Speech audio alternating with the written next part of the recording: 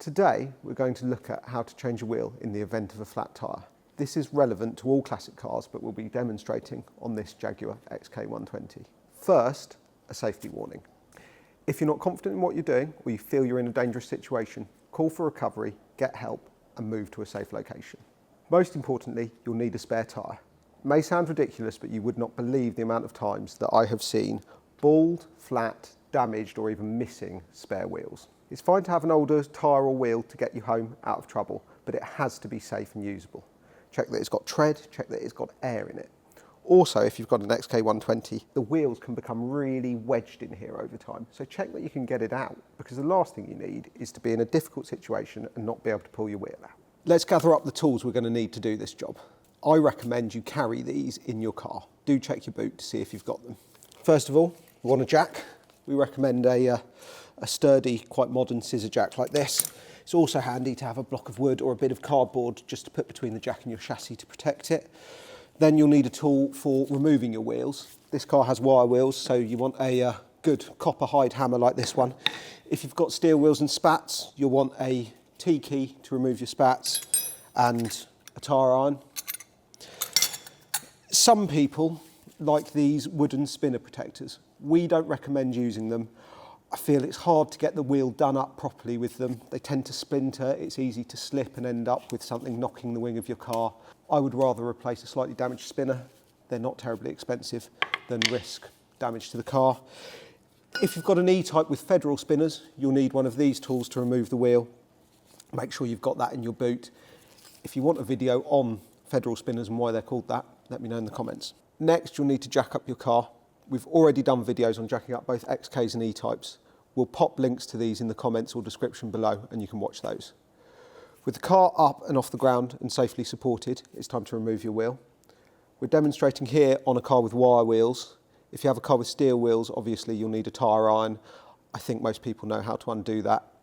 If there is enough demand, let me know in the comments and I'll do a video on how to do that. To undo a wire wheel, you want to take your mallet or hammer and strike the spinner on its flat edge. Spinners are handed. They go in opposite directions depending on which side of the car you're on. They will always say on them which way to undo. So just have a look, take your time and make sure you're hitting it to do it in the right direction. And then you just need to give them a jolly good whack. Soon they'll come pretty loose and you won't need your hammer anymore. So you can just wind your spinner off the rest of the way by hand and gently place it to one side. Make sure as it comes loose that you don't just drop it on the floor because this can damage the chrome.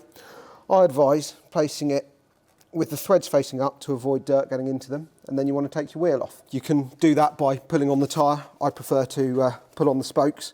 You want to take some of the weight of the wheel. It helps to slide it off. If it gets stuck, you can always use the hammer to give it a knock on the back edge. And then it's time to put your spare wheel on.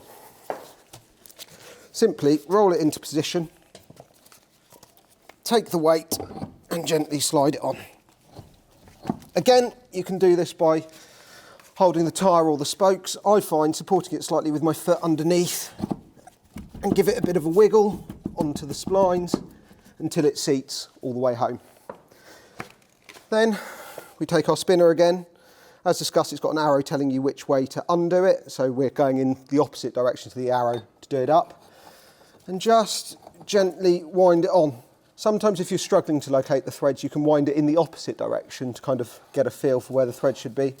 Just wind it by hand and snug it up like that.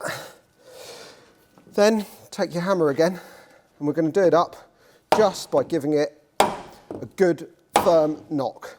Now it's hard to say exactly when they're tight. It's sort of something you get a sense for over years of doing these, but none of us here are bodybuilders. Maybe there's a few exceptions out there, so you're probably not going to over tighten them.